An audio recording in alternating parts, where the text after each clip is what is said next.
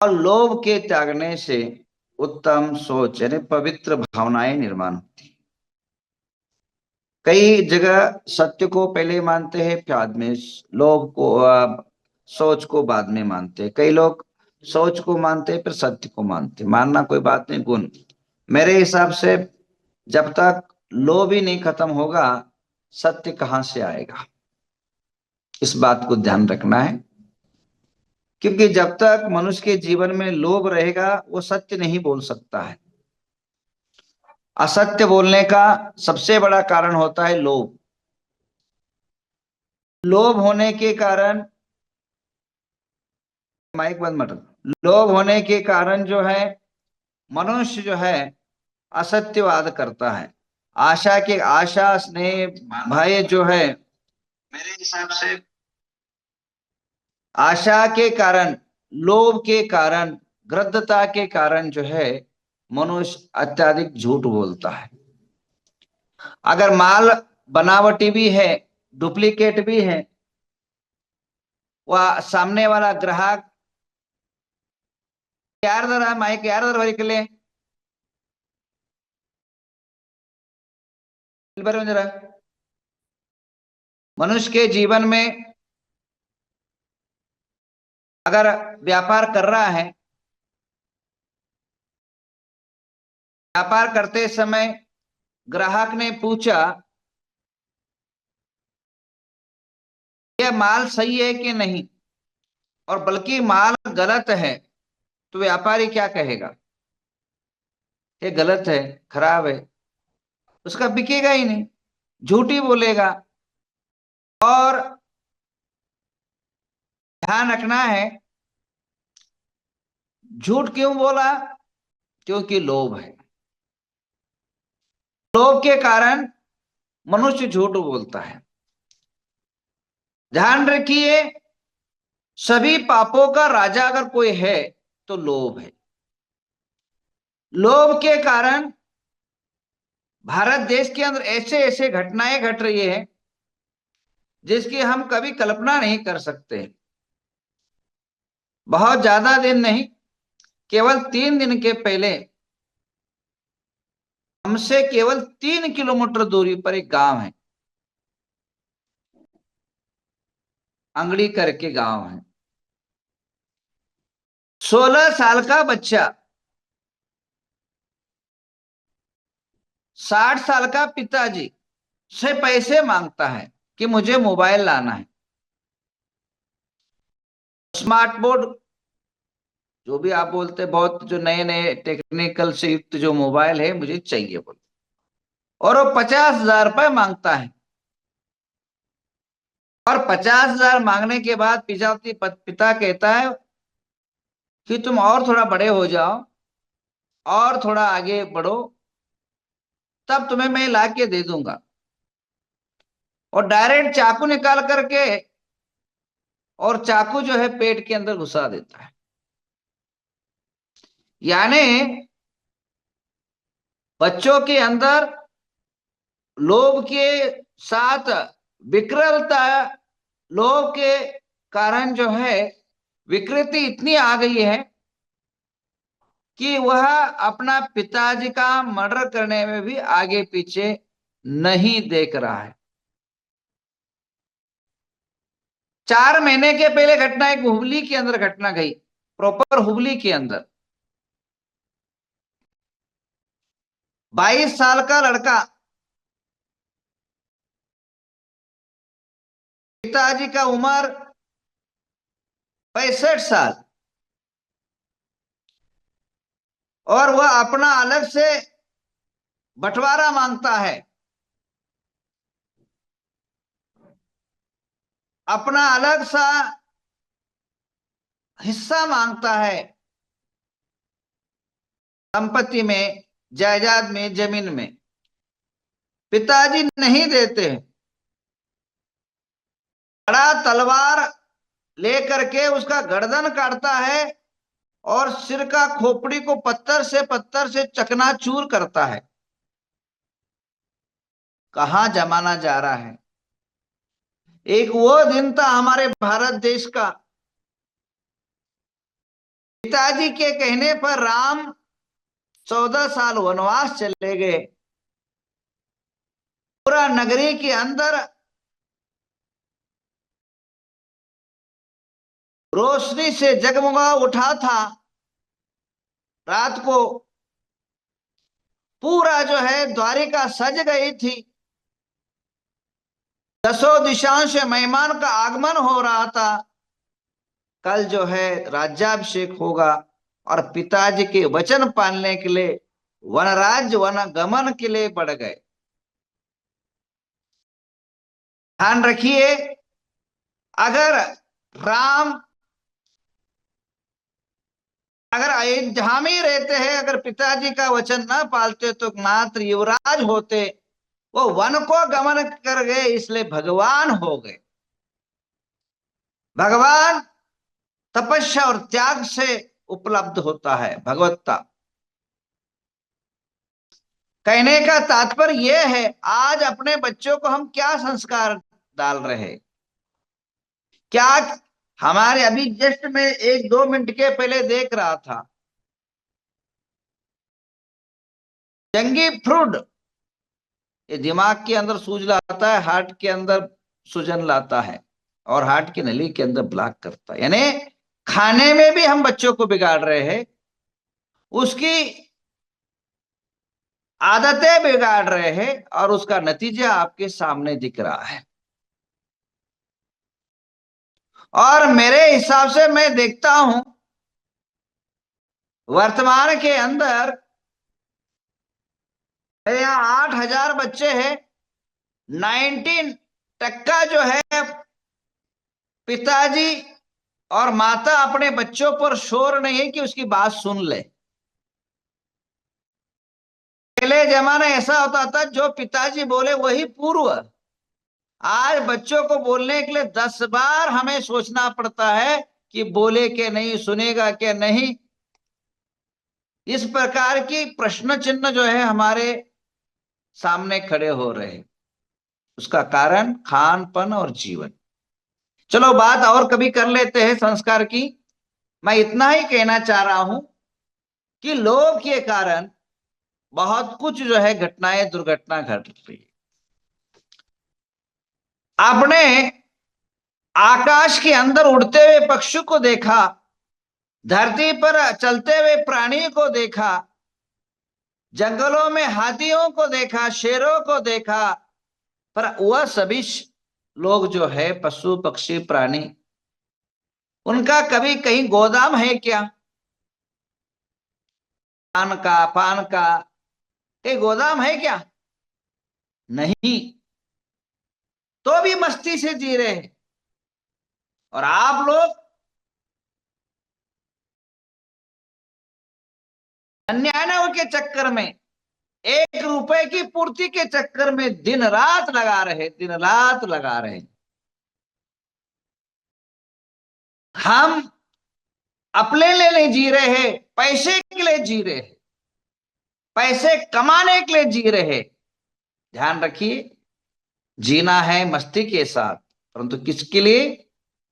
अपने लिए जीना है। आप कमा कमा कमा के करोगे क्या भाई? एक दिन आंखें बंद हो जाएगी, यही धरा रह जाएगा।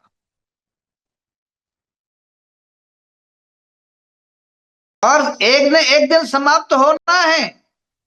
राजा राणा छत्रपति हाथन के अश्वार, मरना सबको एक दिन अपनी अपनी बार। और तो और आदमी चाहे गरीब हो चाहे अमीर हो, खाना तो रोटी ही है ना। दोनों लोग रोटी खाते हैं ना। और ध्यान रखिए, गरीब आदमी मस्ती से खाता है और अमीर आदमी व्यस्तता से खाता है, टेंशन से खाता है, टेंशन में खाता है। और उसका टेंशन का नतीजा उस अन्न को भी खाने के टाइम पर उसका आनंद नहीं ले पाता है। मेरा कहने का तात्पर्य, आप अपने जीवन के अंदर कमाओ, कमाने के लिए कोई मना नहीं, कमाओ इसलिए जीने के लिए कमाओ, पर पैसे के लिए मत जियो। आप जीवन के आनंद के पीछे भागो, पैसे के पीछे मत भागो। और जो कमाया उतना बांटते जाओ, उतने निकालते जाओ। खून और पानी, खून और पानी दो वस्तु ऐसी है बंधु, जितने निकालोगे, जितना दोगे, उतना ही डबल हो जाएगा, और जितना रखोगे उतना सड़ जाएगा। तो लोभ रहित जीवन जियो, लोभ रहित जीवन के अंदर अपना गुजारा करो। और बात, अत्यधिक लोभी जीव न खा पाता है, न खर्च कर पाता है, नहीं बांट पाता है, रख के हमेशा मर जाता है।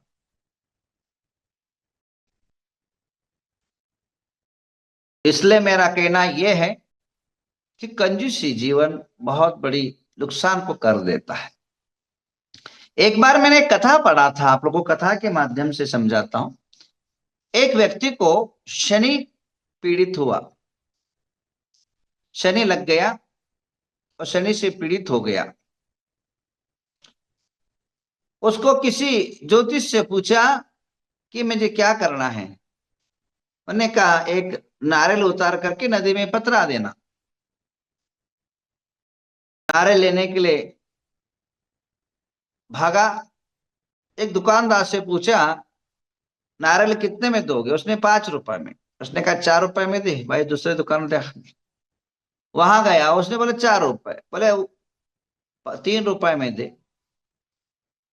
फिर उसने कहा और आगे जाओ, सबसे जास्त कोना जो है वहां मिल जाएगा 3 रुपए में। वहां गया, कितना, बोले 3, बोले 2 में दे। बोले और आगे जा, 2 मिल जाएगा। वहां पूछा कितना, बोले 2 रुपए। बोले 1 रुपए में दे। बोले और दूसरे दुकान में जा। बोले वहां यहाँ कितना, बोले 1।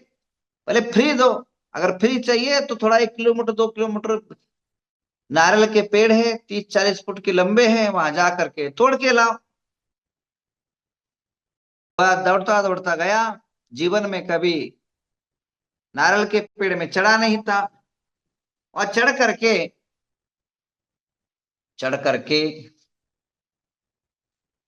नारियल को तोड़ने जाता है। नारियल का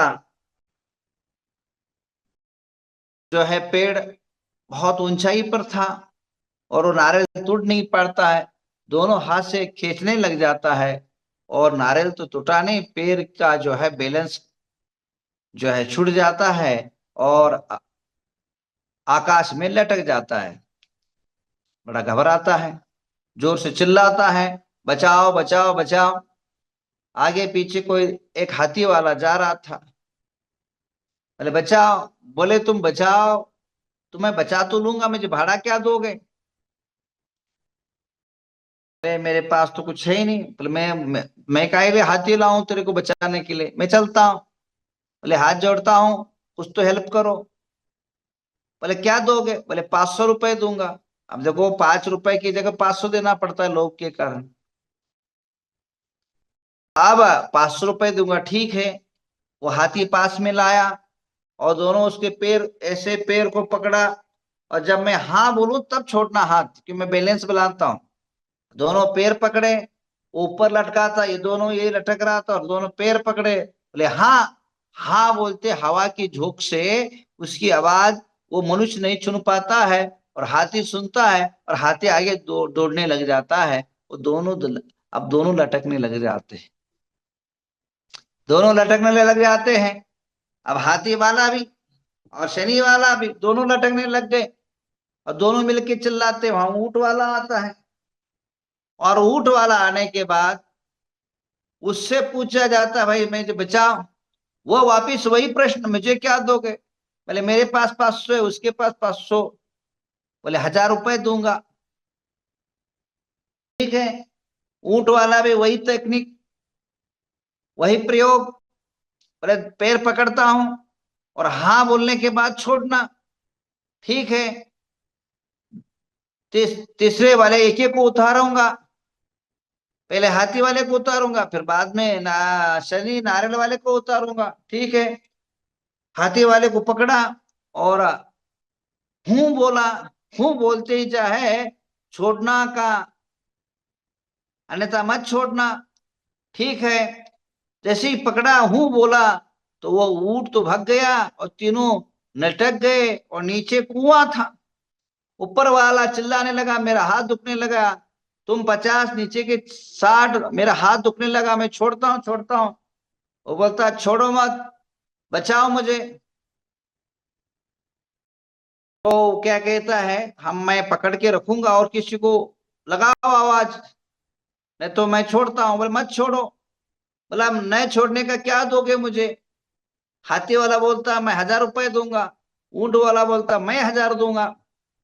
वो हाथी वाला और ऊंट वाले का 1000 1000 2000 हो जाता है। इतना खुश हो जाता है वो नारियल वाला आदमी कि हाथ छोड़ करके ताली बजाने लग जाता है और नीचे जाकर के कुएं में गिर जाते हैं, हाथ पे तुड़वा लेते हैं और एक आध दो का मौत हो जाता है। तो लोभ ये जो है बर्बादी का कारण है, लोभ विनाश का कारक है, लोभ मनुष्य का अनेक प्रकार के जो है विकृति का कारक है। इसलिए मनुष्य को लोभ नहीं करना चाहिए। ध्यान रखिए, जो भी कमाओ उसके 4 भाग करो, दान, परिवार, फ्यूचर और जो है एजुकेशन बच्चों के। तो इस प्रकार के 4 भाग करते रहोगे तो घर गाड़ी जीवन चलता रहेगा।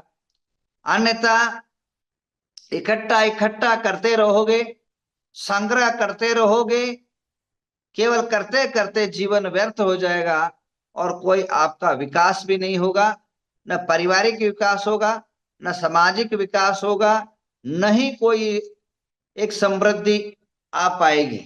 इसलिए मेरा कहने का तात्पर्य यह है, केवल आप 10 लक्षण धर्मों में इधर से चावल उधर रखने में ज्यादा यकीन ना करते हुए प्रैक्टिकली अपने जीवन को सोच धर्म में यानी लोभ रहित जीवन जीने का प्रयत्न करो।